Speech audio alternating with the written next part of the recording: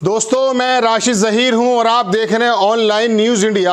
Supreme court के वकील और भारतीय जनता पार्टी के सहयोगी, एक बहुत बड़े नेता, लोक जनशक्ति पार्टी के प्रवक्ता भी रहे और रामविलास पासवान के साथ रहे और भारतीय जनता पार्टी को डिफेंड करते हुए एक जमाने से देखे गए लोकल डिबेट्स पर, टीवी डिबेट्स पर उनका एक वक्तव्य आया है। जो मंदिर को तोड़ा गया था पाकिस्तान में, उसके संबंध में जो पाकिस्तान की कोर्ट ने आदेश दिया था कि मंदिर को दोबारा बनाया जाए और तोड़ने वालों को से वसूला जाए पैसा, और वहां पर पाकिस्तान के जो चीफ जस्टिस हैं वो वहां गए उसके इनॉग्रेशन में, उद्घाटन में या दिवाली के मौके पर जो वहां की कमेटी ने उनको बुलाया था। इस संबंध में वो जो लोक जनशक्ति पार्टी के प्रवक्ता और सुप्रीम कोर्ट के वकील भी और देश के नेता कहे जाने वाले अरविंद कुमार वाजपेयी, आपकी तस्वीर में आपके स्क्रीन पर लगा के बताता हूं, उन्होंने ट्वीट किया है। ये ट्वीट भी बताना आपको है और ये भी बताना है कि ये शब्द यदि किसी और के, मुस्लिम के मुंह से निकल गए होते तो क्या होता, विपक्षी पार्टियों के नेताओं के मुंह से निकल गए होते तो क्या होता। लेकिन भारतीय जनता पार्टी के सहयोगी और उनको सींचने वाले नेता अब मुखर हो रहे हैं, चूंकि उनको बाहर निकाल दिया गया है। जब तक साथ रहते हैं तो एक सुर में बात करते हैं और जब बाहर निकाल दिया जाता है भारतीय जनता पार्टी के खेमे से तो क्या शब्द होते हैं वो देखिए। आपकी स्क्रीन पर है अरविंद कुमार वाजपेयी। इन्होंने लिखा कि भारत के सुप्रीम कोर्ट को पाकिस्तान की सुप्रीम कोर्ट के गिराए गए मंदिर का दोबारा बनवाने के फैसले को एक नजीर मानते हुए अपने गिरेबान में झांकना चाहिए। ये हमारी सुप्रीम कोर्ट को ही बता रहे हैं, पाकिस्तान की सुप्रीम कोर्ट के मुताबिक कि उसकी नजीर देखनी चाहिए। हमने अपने गिरेबान में झांकना चाहिए कि हमने टाइटल सूट में गिरी हुई मस्जिद पर मंदिर बनवा दिया, वाहरे लोकतंत्र और निष्पक्ष न्यायपालिका। जब तक ये भारतीय जनता पार्टी के साथ थे, इन्होंने एक शब्द नहीं कहा था कि बाबरी मस्जिद को गिरवा करके मंदिर बनवा दिया या पाकिस्तान के शब्द। लेकिन आज अलग हो गए तो शब्द क्या निकल रहे हैं, दोबारा मैं पढ़कर दोबारा सुनाऊंगा आपको।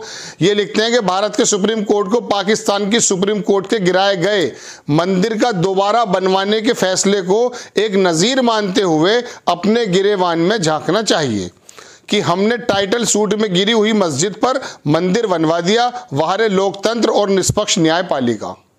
ये इनका कहना है। अब इनका बायो भी देख लीजिए कि ये कौन है, थोड़ा सा इसके बारे में आपको अंदाजा हो जाएगा कि अरविंद कुमार वाजपेयी ऐसा नहीं है खाली नेता हैं या पार्टी के प्रवक्ता हैं, ये सुप्रीम कोर्ट के वकील भी हैं। इन पे लिखा है कि national vice president LJP, national chief spokesman LJP, chairman national disciplinary committee LJP, advocate of supreme court in practice since 1982। हम थोड़ा सा आपको पीछे लेने जाएंगे। 2 दिन पहले हमने आपको खबर दिखाई थी कि पाकिस्तान के सुप्रीम कोर्ट के जज, इसे बीबीसी ने भी छापा, वो भी मैं आपको दिखाऊंगा। वो वहां पर गए कहां, जहां वहां पर जो कुछ कट्टरपंथियों ने मंदिर को तोड़ दिया था पाकिस्तान पिछले साल, तो वहां पर जज ने, इन जज गुलजार अहमद जो वहां चीफ जस्टिस हैं, उन्होंने कहा कि हिंदुओं को जितनी बड़ी जगह चाहिए वो दी जाए, शहर में जिस जगह चाहिए वो दी जाए और उन लोगों से पैसा वसूला जाए जिन्होंने मंदिर को तोड़ा था। वो पैसा वसूला गया। वसूलने के बाद सरकार, इमरान खान वहां के जो प्रधानमंत्री और चीफ जस्टिस, उन्होंने एक्टिव होते हुए मंदिर दोबारा से तामीर कराया, दोबारा से मरम्मत की गई। अब वहां हिंदू कमेटी के जो संगठन के लोग थे, उन्होंने चीफ जस्टिस को बुलाया और वहां पर वो गए और जाने के बाद हम आपको दिखाते हैं, आपकी स्क्रीन पर है, उन्होंने, बीबीसी ने छापा भी है इसको। तो ये तो पूरा घटनाक्रम है। इस घटनाक्रम के बाद फिर मैं अपनी बात पर आऊंगा। पहले आप देख लीजिए कि बीबीसी ने इसको किस तरह से छापा है। देखिए, बीबीसी ने लिखा कि पाकिस्तान चीफ जस्टिस ने जिस मंदिर में मनाई दिवाली, वो पहले वहां क्यों लगा दी गई थी आग, तो पहले यहां पर आग लगा दी गई थी। आप देख लीजिए क्या छापता है बीबीसी। तो ये वहां पर एक नजीर पेश हुई, इसमें कोई दो राय नहीं, हमने आपको 2 दिन पहले बताया था। लेकिन हमारे नेता अब सुप्रीम कोर्ट और केंद्र सरकार को कैसे जिम्मेदार ठहरा रहे हैं वो हम आपको बताना चाहते हैं। लेकिन बहरहाल सुनिए, पाकिस्तान के मुख्य न्यायाधीश, आपकी स्क्रीन पर तस्वीर है, पाकिस्तान के मुख्य न्यायाधीश जस्टिस गुलजार अहमद ने कहा कि हर इंसान को अपने धर्म की रक्षा करने का हक है। पाकिस्तान के संविधान में जो लिखा वही सबसे ऊपर है। जस्टिस अहमद सोमवार को खैबर पख्तूनख्वा प्रांत के करक जिले के गांव में हिंदू संत श्री परमहंस जी महाराज की ऐतिहासिक समाधि पर दिवाली समारोह में भाग लेने पहुंचे थे। इस मंदिर का निर्माण वैसे तो 100 साल पहले हुआ था। बहरहाल ये छोटी बात कर दूं, पाकिस्तान हिंदू परिषद के आमंत्रण पर मंदिर पहुंचे जस्टिस गुलजार अहमद ने कहा कि उन्होंने मंदिर और हिंदुओं के लिए जो कुछ भी किया वो एक जज के रूप में उनकी जिम्मेदारी थी। ये पाकिस्तान का टोटल मसला है। मैं फिर मेन खबर पे आता हूं कि ये जो एलजेपी के प्रवक्ता, प्रेसिडेंट, वाइस प्रेसिडेंट क्या लिखते हैं और इनके बारे में कि लोग क्या हैं। एक साहब हैं, उन्होंने कहा, ये तरह तरह की बातें निकल कर आती हैं। अतर इमाम, इन्होंने कहा कि मैं मुसलमान हूँ, आईएस मुझे सीरिया और इराक में कत्ल करते हैं, यहूदी फ़लस्तीन में, बुद्धिस्ट बर्मा में, ईसाई श्रीलंका में, बोस्निया चेननिया में कत्ल करते हैं, कामिस चीन में और भगवा गैंग मुझे भारत में कत्ल करते हैं, फिर भी मैं आतंकी हूँ। ये तो खैर एक मुस्लिम एक आदमी है, उन्होंने कहा अपनी बात। यही मैं आपको एक तस्वीर दिखाना चाहता हूँ। हम हैं इंजीनियर, मैं सिर्फ स्क्रीनशॉट लगा दूंगा। इसके अंदर यही वाजपेयी जी एक चैनल पर भारतीय जनता पार्टी को डिफेंड करते हुए नजर आ रहे हैं।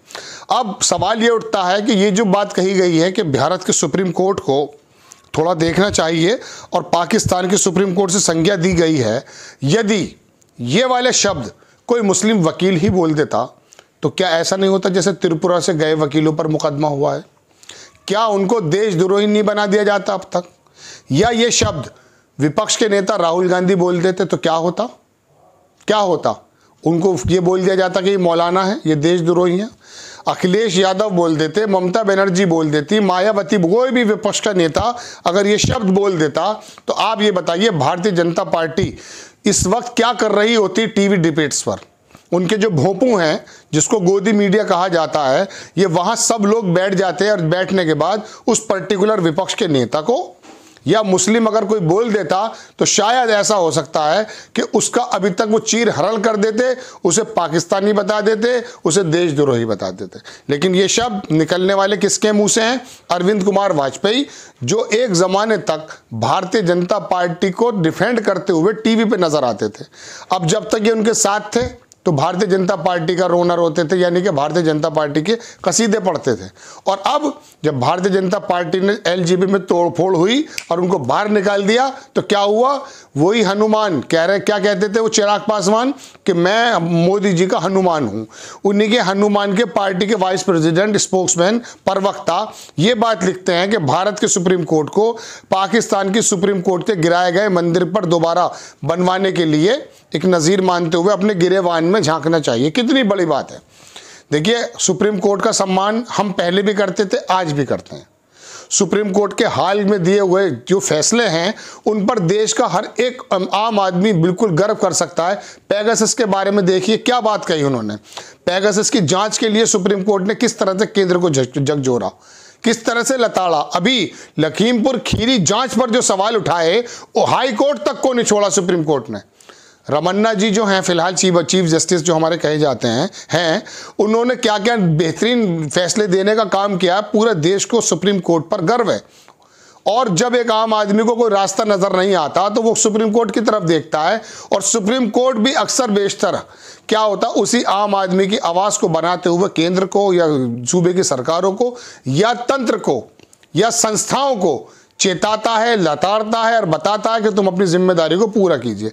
आज के वक्त में जो हमारे पिलर्स हैं, चाहे पत्रकारिता का हो या ब्यूरोक्रेसी का हो या हमारी विधायी का हो, ये किस तरह के पिलर्स हैं आप जानते हैं। लेकिन न्यायपालिका पर आज भी एक आम आदमी की नज़र रहती है। ये बात अलग है कि पहले बाबरी मस्जिद को लेकर के गोगोई साहब क्या क्या फैसला दे चुके हैं, क्या नहीं दे चुके, उसके बारे में हम नहीं जानना चाहते।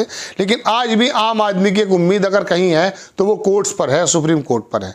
और उसी सुप्रीम कोर्ट के बारे में पाकिस्तान से मिला के कह रहे हैं अपने गिरबान में झांकना चाहिए। अभी अखिलेश यादव के मुंह से जिन्ना का शब्द निकला था, उसमें क्या हुआ, उस शब्द को लेकर के पूरे विपक्ष यानी कि सत्ता पक्ष ने, भारतीय जनता पार्टी ने अखिलेश यादव को मौलाना बनाने की पूरी कोशिश कर ली।